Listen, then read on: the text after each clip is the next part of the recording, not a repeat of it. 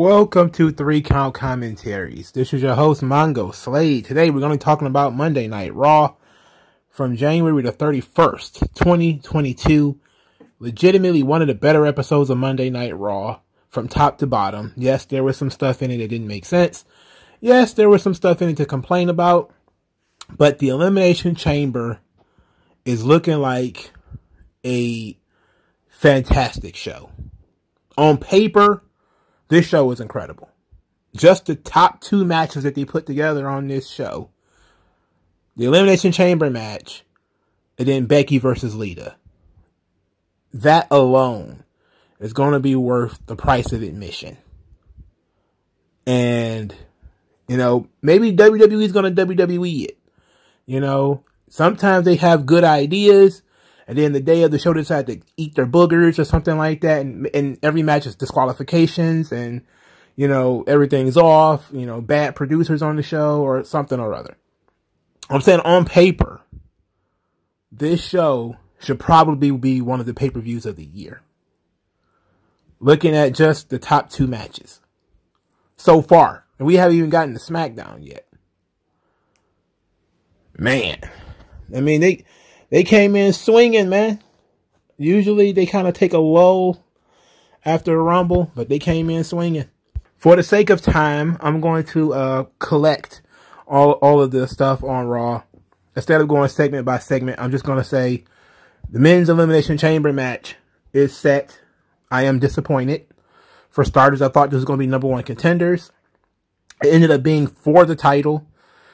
Brock Lesnar still has the goal of making his match with Roman, champion versus champion, winner take all, title versus title. That's what he wants. And somehow, some way, he gets to challenge Lashley and Roman at the same time. I get why he gets to challenge Roman, because he won the Royal Rumble. Why does he get to challenge Lashley? Because he was the last champion. They don't do rematch clauses in WWE anymore. So, but, you know, if you have the chance to have Bob and Brock again, do you really pass it up? No, you don't. And then I was the one with my big stupid mouth saying that Brock needs to be in the Elimination Chamber. He needs to beat everybody. That was my idea.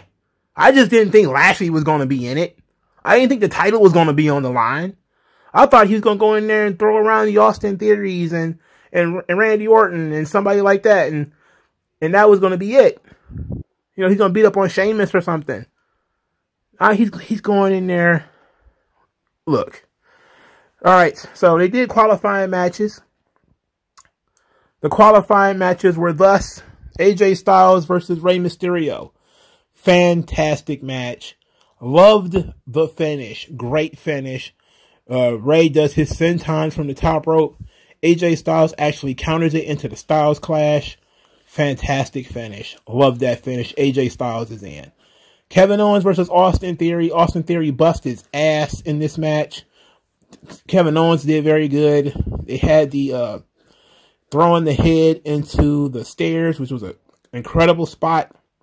I'll talk about the Kevin Owens, Seth Rollins stuff after this. We'll push that to the back. Austin Theory actually won this match. I mean, I'm flabbergasted. Absolutely flabbergasted they chose to do that. Otis and Riddle was a surprise Elimination Chamber qualifying match after Riddle lost the scooter race due to outside interference. We'll talk about that later too. Riddle pins Otis. Another great finish. It was a floating bro into a pin. Tremendous finish. Riddle is in the Elimination Chamber match. Lashley, of course, is in because he's the champion. Lesnar, of course, is in because he's the former champion. And they picked Seth Rollins to get a sort of bye into the match because he got jobbed out by disqualification at the Royal Rumble. So those are our competitors.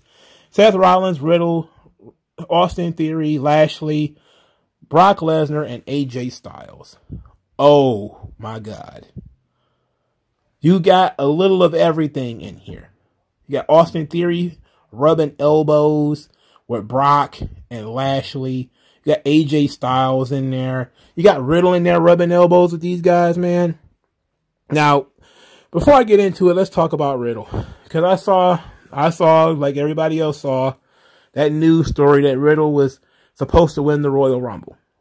Look, if you believe that, not only do I have a bridge to sell you, but I got a lot of gold buried in the middle of Belle Isle Park somewhere for you. If you can find it, you can have it. Nobody believes that. I mean, if you're going to make up lies, dirt sheets, at least make up something believable. At least it would have been more believable if you'd have said Randy Orton was supposed to win. Riddle, he has been nowhere near competitive enough to win the Royal Rumble. Wasn't Riddle just doing jobs to Otis? Didn't he get beat by Otis? But the World's Strongest Slam, him and Randy Orton. No way. No way.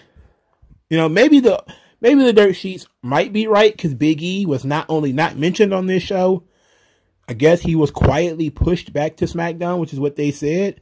Maybe he's hurt. I don't know. We'll have to see on Friday. But the idea that Riddle was supposed to win the Royal Rumble is just flat out nonsense, and I don't believe it. And I don't think anybody with a brain that hasn't been dropped on the floor and filled with dust should believe it either. So, just looking at this setup here. This is a great setup. What happens? I think clearly when you look at this match, the goal of this match is to put the belt back on Brock. I think that's the goal. Now, I know a lot of people have had these conversations about what's going on and does WWE know what they want to do? Well, apparently, and this actually makes sense. It comes from the dirt sheets and it makes sense. Is that Austin Theory will probably be wrestling Shane McMahon at WrestleMania. That actually makes sense. All right. You can always put Shane in an event story. It makes perfect sense. Whether it will make sense as far as like story is concerned, we don't know. But it makes sense that, you know, Vince is showing such interest in Austin Theory. And then maybe Shane comes in and they start doing some stuff. That may make some sense. I like that idea too. I like that idea. But looking at the way that they've structured this match, if Brock is going to get his title for title match, this is the only chance he's got. There's not another pay-per-view for them to wrestle. That leaves the question, what does Lashley do at WrestleMania? If you take the belt from him, what does he do at WrestleMania? Who does he fight? I mean, he's beaten pretty much everybody on the roster already.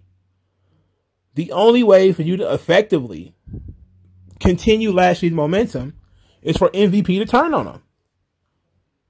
You know, it would turn him babyface, but that would be the only way for you to keep his momentum, is for MVP to turn on him.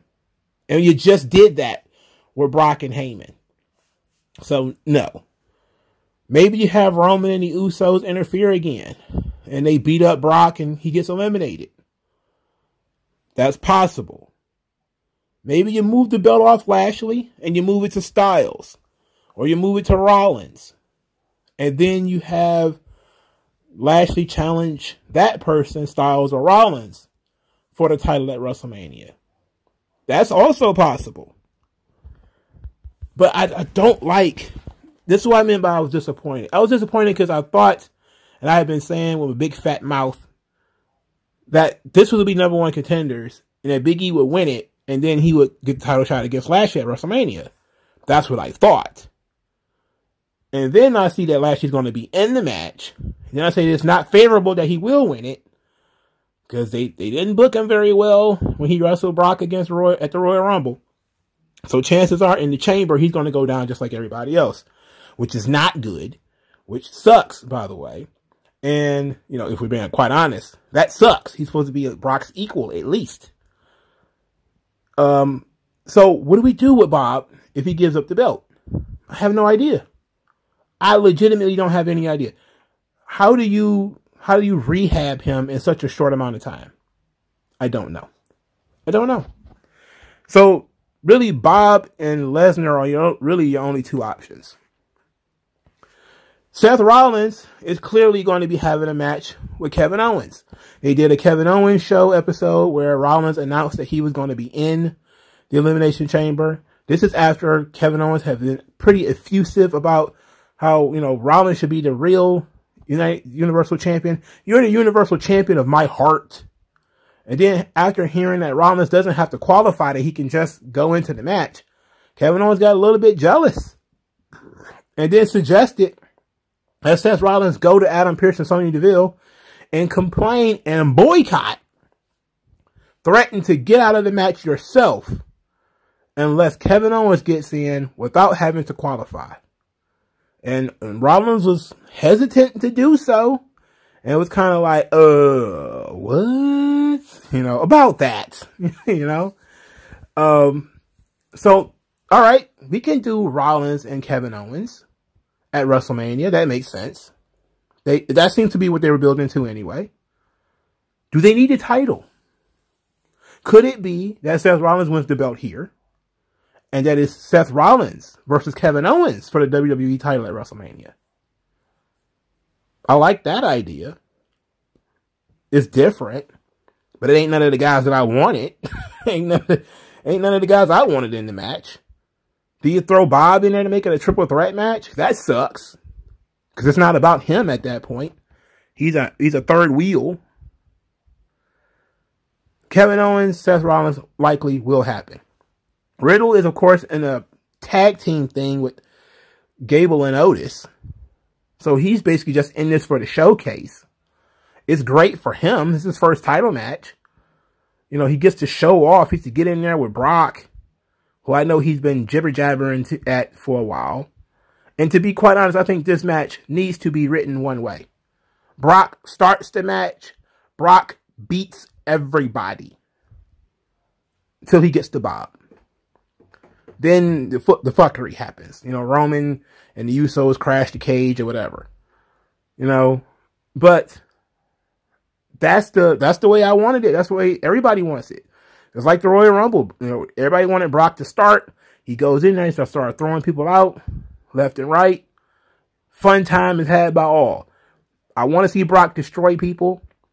I don't mind Brock throwing around AJ Styles for 5 minutes. I don't mind him throwing around Austin Theory for 5 minutes. That's fun. Brock can make a squash match fun. So I don't mind it. The problem is when we get to Bobby Lashley. Because that shouldn't be a squash match. And I didn't see anything at the Royal Rumble that tells me it's going to be anything other than a squash match. But this match is awesome. Problem is, what do we do? Because if Bob beats Brock, he has no peers. Who are you going to bring them to challenge him? If you moved Big E to SmackDown, which I heard that they have done, what are you going to do with Bobby Lashley and that WWE title? The only option you got is to take it off of him. You can take it off of him and put it on Brock, so they did have the big match for Roman, or you take it off of him and put it on Seth, so he can have his match with Kevin Owens. Either way it goes, both of those are far more interesting than whatever Lashley is going to be doing. Because Lashley has no long-term enemies, other than the Hurt Business. Other than Cedric Alexander and Shelton Benjamin. And I know we may like those guys, but that is not a WrestleMania match. Bobby Lashley versus Cedric Alexander versus Shelton Benjamin. That's main event on main event. All right? Those guys have not had any juice put on their name at all. They have no credibility whatsoever. So, again, the question goes, what do? You have him wrestle Damian Priest for the U.S. title or something? If he even has that belt. This is a very interesting matchup here. I like it. I really do. It's a nail biter as far as analysis and coming, what do you do afterwards? Because you can still have your Brock Roman match with Brock not winning this match. But you can't have Lashley versus anybody. And the match will have any meaning if Lashley loses the belt. So I don't know. I don't know. Now let's talk about that final segment. Ronda Rousey comes out there. She directs her promo mostly at Rebecca, who she still has beef with. And says she could choose Rebecca. because when she say that they have unfinished business, but her attention isn't something that Rebecca deserves, and that she could choose Charlotte just to make sure that Rebecca is on her undercard, which I thought was nice, which led to Rebecca coming out there and calling her Ronnie, which was hilarious. So she calls Ronda Rousey Ronnie, talks about, hey, I'm the only one that ever beat you. I'm a legend. I'm this, I'm that. You should probably challenge me now because I got important things to do. So who are you going to challenge? So then Ronnie does a judo toss on Rebecca and tells her that she'll answer her question on Friday. I'm like, okay, you're going to give Charlotte her opportunity to jabber jaw and talk her way into a main event, which is probably what's going to happen. As Ronda Rousey leaves, Lita shows up. And Lita makes the challenge to Becky Lynch for Elimination Chamber. I was like, God damn. They really throwing that cake. They throwing that cash around, man. He just throwing money all over the place. It's money all over the place now. It's money all over the floor. The ceiling is dancing. The walls is dancing. The floors are dancing. There's stripper poles in that bitch now. What is going on, man? Of course, Becky Lynch is goaded into accepting it. And I'm like, this is incredible. This is a legit women's main event. I'm not even being snarky. This is legit. This is good. Now, I saw the dirt sheets. I didn't read it. I saw the headline that maybe Tony Khan made a phone call to Lita to come in to wrestle Britt Baker. She should have done it, if we're being honest. But she had some opportunities in WWE. And, of course, the Royal Rumble thing popped up. And this is, of course, continuing from that. I love this. So it's good that she didn't go off and do her thing with Britt Baker. She probably would have gotten paid nicely for it. But now she gets a free trip to Saudi Arabia. And who knows how much cash. Because again, them Saudi princes, man, they out there like the Mexicans, dog. They throwing money in the ring. You feel me? They crumpling up the bucks and tossing that shit in the ring. I'm like, wow. They got money. That's, Sable ass gonna be out there in a minute, dog. They pulling them out of everywhere. Like, they gonna be digging up Doink in a minute, dog. They wilding out here. Exhuming the Macho Man. Trying to, restart the Ultimate Warrior's heart. We can rebuild him. I love this. Becky Lynch clearly has to win. Because it makes no sense for Lita to win.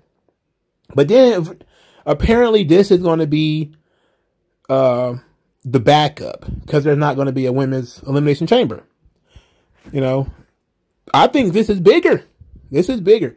If no women's elimination chamber match, but we have this. This is bigger. This is bigger and this is better. I think it means more to the fan base. Definitely means more to women's wrestling to have Lita wrestle than it would be to have 6 women Becky Lynch has already beaten in the match. And for the opportunity for her to probably job them out again. And definitely means better than Becky being in the match and beating 5 other people. It just makes no sense.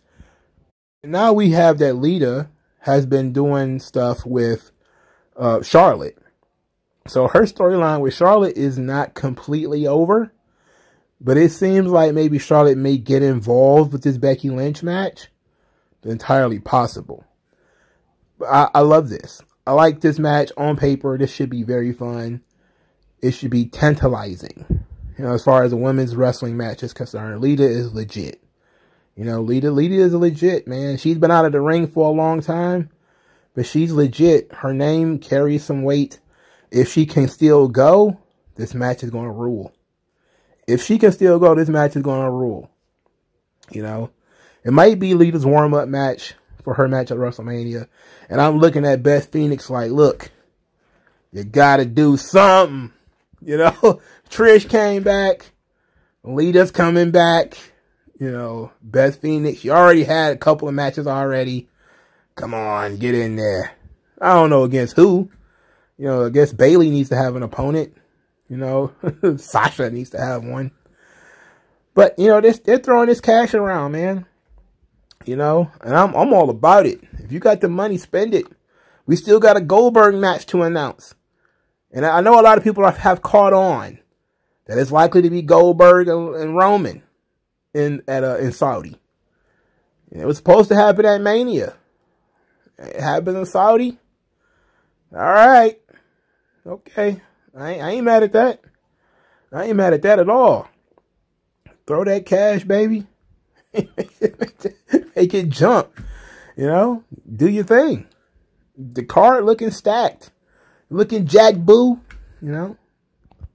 Raw side of the chamber match is nuts. It's nuts. It's pretty good, man.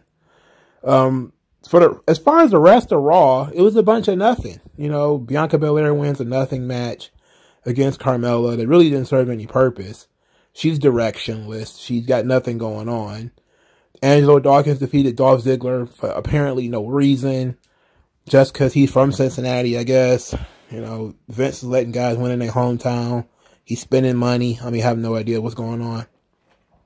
And then you got, what else was that? The Miz defeated Dominic Mysterio. But, which begs the question, this is the question I have to ask. When was the last time the Miz won a match clean? I'm talking skull-crushing finale, no hijinks whatsoever. Just, the Miz is better than you. When was the last time the Miz won a match clean? I think you have to go back at least a year or two. Maybe 3. I can't think of the last time the Miz won a match clean. It's ridiculous how long he's gone. For starters, he doesn't even win that often. But when was the last time he won a match clean? This was the cleanest Miz win in a long time. The only thing he did was get Ray ejected. And then he took advantage of Dominic being distracted about Ray being ejected. That's all he did. He didn't, you know, poke him in the eye or anything, did he? I didn't see it. But even if he did cheat, then it's just continuing that this is the last. He still ain't beat anybody clean. I just can't tell you when the last time the Miz beat anybody clean. It's just not.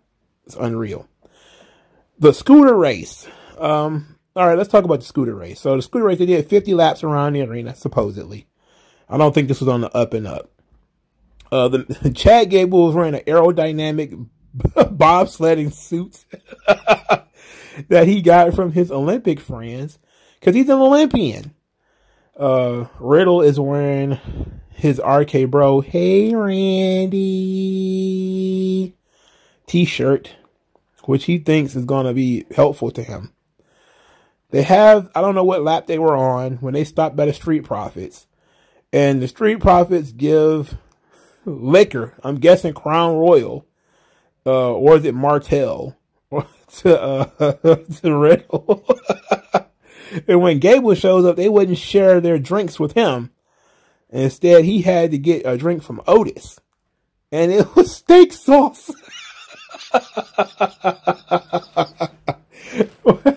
It was so stupid. It was fucking hilarious. So then Chad Gable is like, what is this, steak sauce? He spits back into the cup. And then Otis is like, nothing but the best from Master Gable. Oh, shit. This was fucking hilarious. I usually don't like stupid shit, but this was great. This was great. They continuing the Otis with the food gimmicks. I told y'all before, I said this, like, this is one of the iron laws of this channel. WWE's booking is stupid. A lot of the storylines they do are stupid. But there seems to be an almost Looney Tunes-like character book where you have to know what a character would say or do because those characters are remarkably consistent. Despite the fact that Otis is almost a completely different person than he was when he was fat. Oh, yeah. Caterpillar Otis. He's still a foodie, and he's still very weird. He was drinking steak sauce. Like, that shit is insane to me. This is a different Otis. This is supposed to be a more serious Otis. Far more serious Otis. Chad Cable's #1 guy. He's drinking steak sauce. And that shit is fucking funny. And then it was gross because he drank out of the same cup that Chad Gable spit in. Oh, it was so gross. Ugh. It gave me hives. I was disgusted. It was rancid. It was fucking funny. I can tell you that much. It was funny. So Riddle loses the race because as he's coming down to the final stretch, Otis jumps and kind of body blocks him and knocks him off the scooter. Chad Gable does a goddamn victory lap around Riddle before crossing the finish line. So it was a silly segment. You know, several silly segments. I think he got his point across. Gable and Otis now get to pick the next challenge, the final challenge. And they chose a quiz bowl. I don't know what that is. I'm guessing it's going to be like Jeopardy or something like that. It ought to be fun. This one was stupid and silly, but, you know, it's Riddle and Randy Orton and Chad Gable and Otis. So it is what it is. What is also stupid and silly, but it's coming across as very serious, is the Alexa Bliss therapy segments. I don't get it. I mean, I do get it. I get the characterization. They're trying to say that it's like Split. If you've seen that movie Split, there's almost always these storylines. I think it's called dissociative identity disorder, where you undergo some type of stress, some type of extreme stress, and you blank out and become somebody else. You become something else.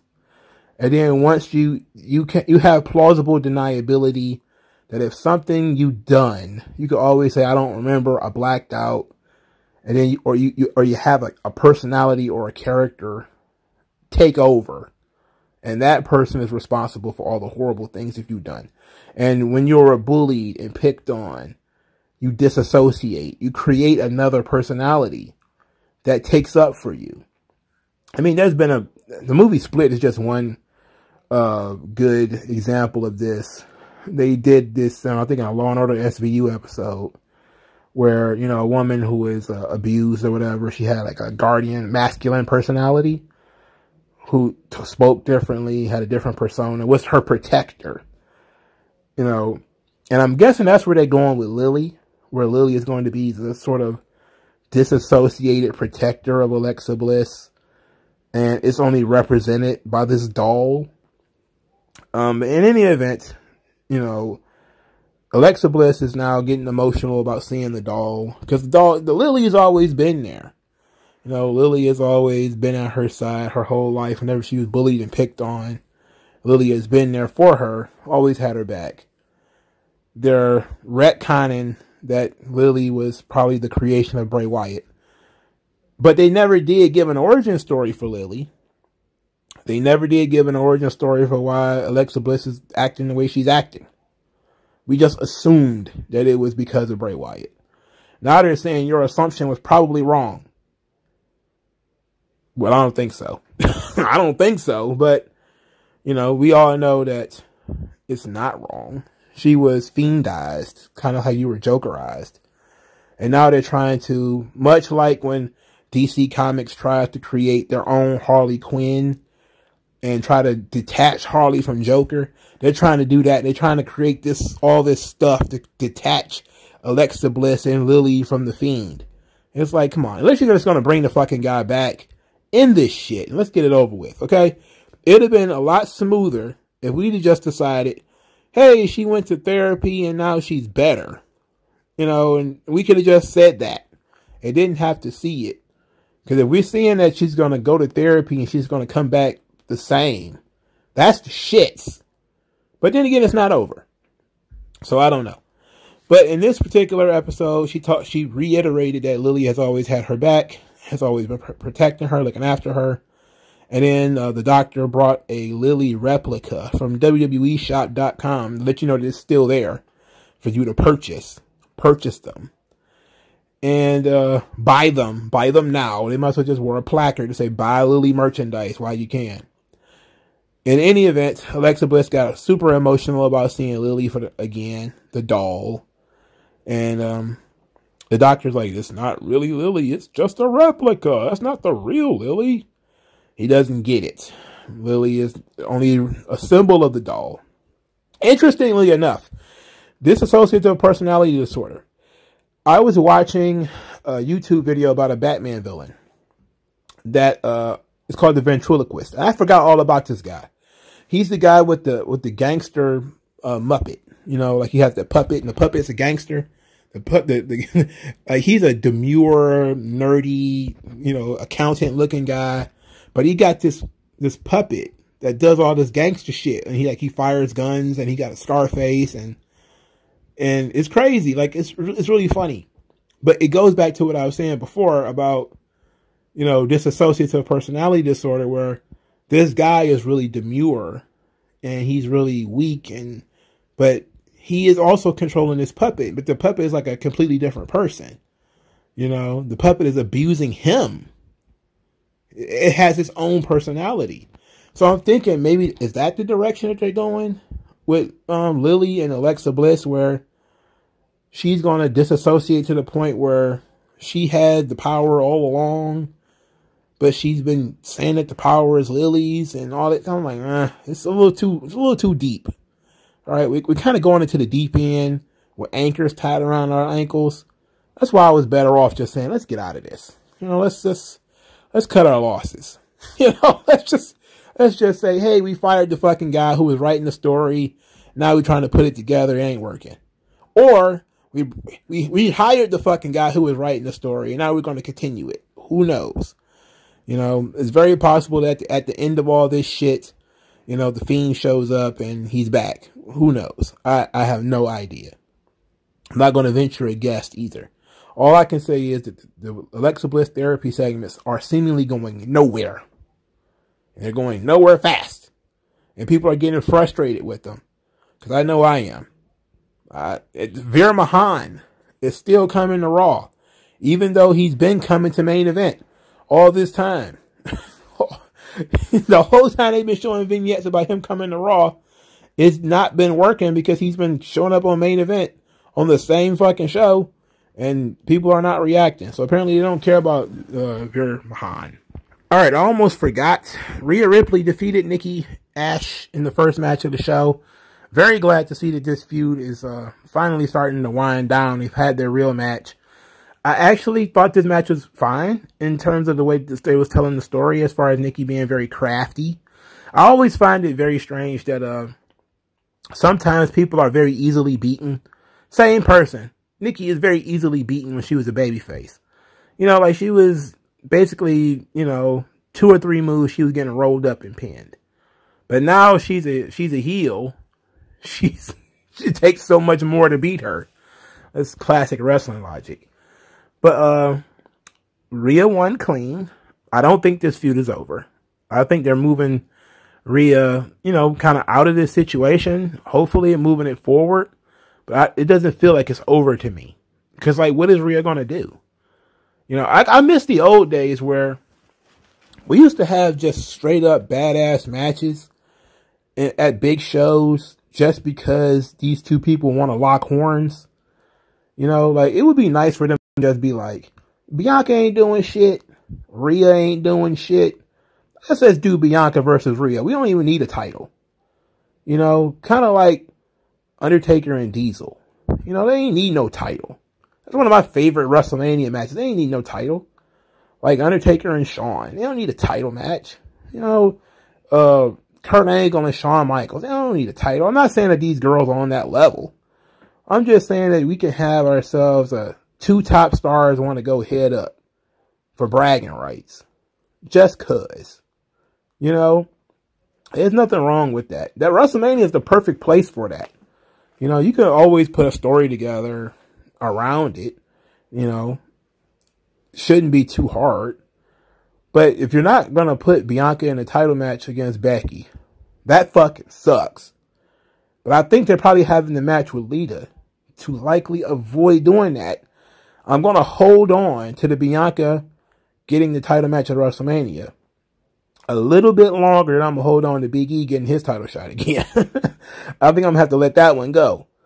But unless Big E wrestles Roman, which not likely. It ain't likely at all.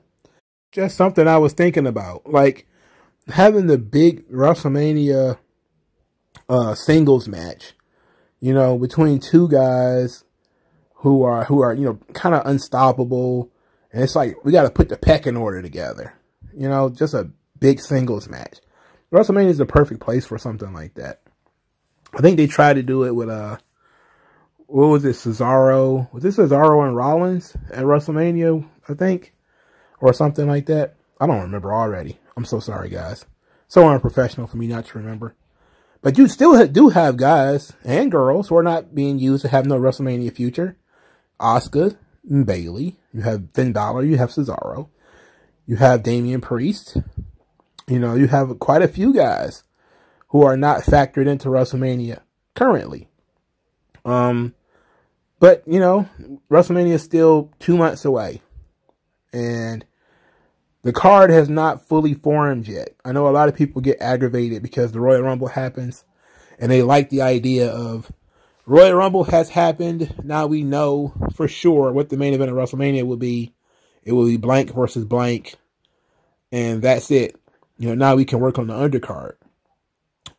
Yeah, that's preferable to what they're doing now. They try to have too many twists and turns in the road to WrestleMania.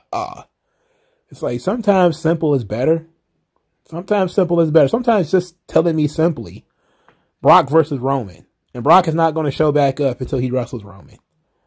And then now Roman's like, oh, okay, I got to wrestle Brock. All right, cool. So no Universal title matches. Now we can work on that Intercontinental title.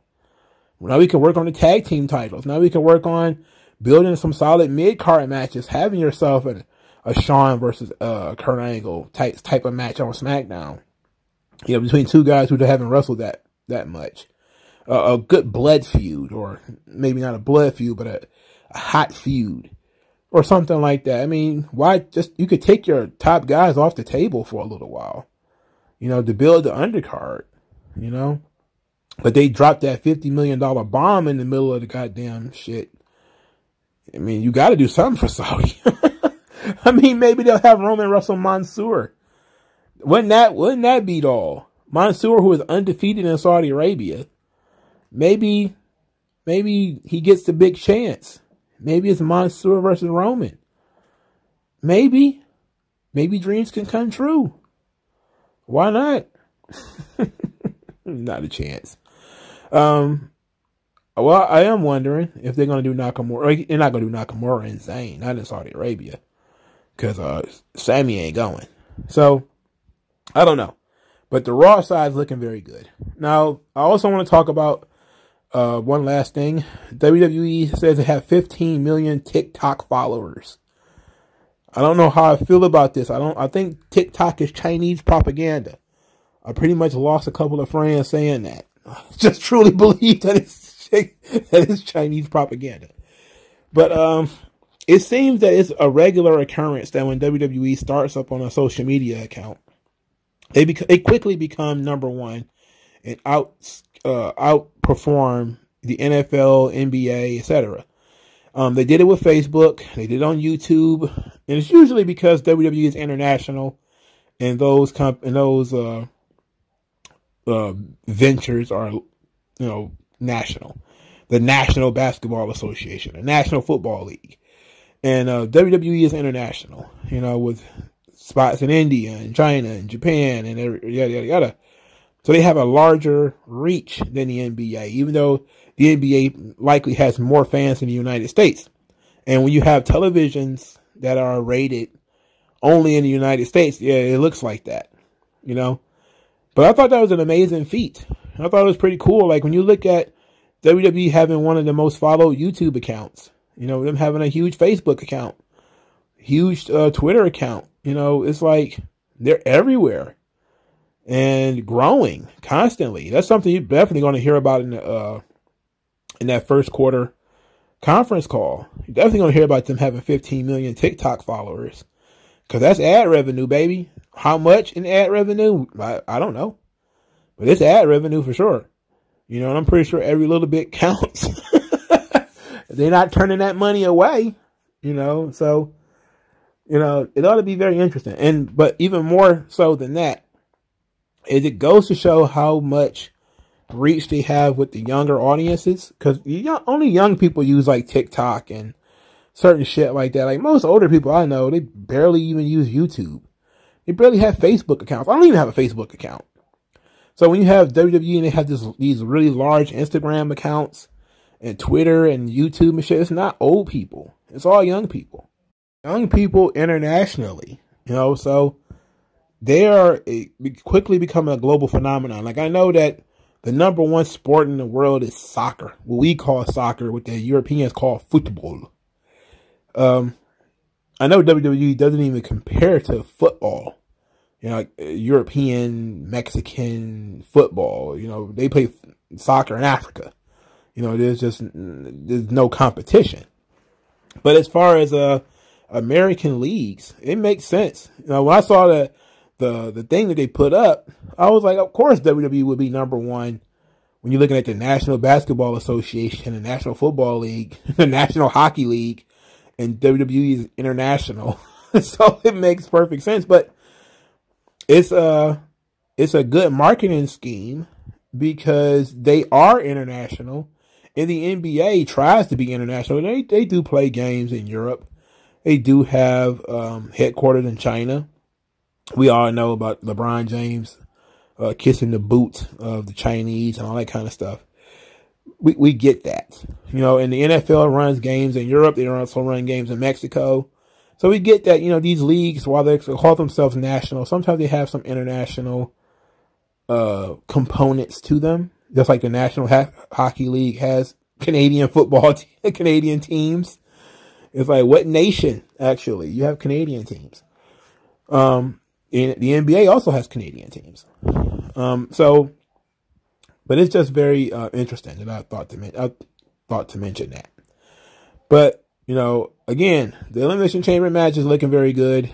The Lita, Becky Lynch, looking nice. Let me know what you guys think about this stuff in the comment section below. Like, share, and subscribe. Thank you guys for your time. I'll talk to you guys later, man. Peace.